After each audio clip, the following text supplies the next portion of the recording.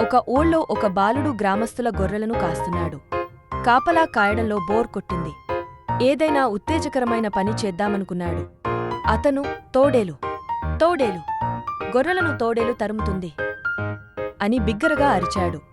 ఓరివారందరూ పరుగులు తీసుకుని వచ్చారు. కాని అక్కడ తోడేలు ఏమీ లేదు. బాలుడు నవ్వుతూ ఉన్నాడు. కాని గ్రామస్తులు చాలా కోప్పడ్డారు. మళ్ళీ ఇలా చేయకు అని హెచ్చరించారు. కొంతసేపటికి అతను మళ్ళీ అదే పనిచేశాడు. తోడేలు వస్తోంది, సహాయం చేయండి అని అరిచాడు. ఊళ్ళోవారు మళ్ళీ పరుగెత్తుకుని వచ్చారు. మళ్ళీ అబద్ధమని తెలిసి బాగా కోప్పడ్డారు. ఆ రోజు సాయంత్రం నిజంగా ఒక తోడేలు గొర్రెల మందలోకి ప్రవేశించింది.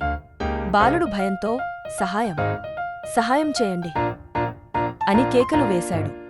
కాని ఇంతకు ముందు అబద్ధాలు చెప్పినందుకు ఎవరూ అతన్ని నమ్మలేదు. ఎవరూ రాలేదు. సూర్యాస్తమయం వేళకు బాలుడు గొర్రెలతో తిరిగి రాలేదు. గ్రామస్తులు వెతుక్కుంటూ వెళ్లారు. అతను ఏడుస్తూ కనిపించాడు. నిజంగా తోడేలు వచ్చింది, గొర్రెలన్నీ తినేసింది అని ఏడిచాడు.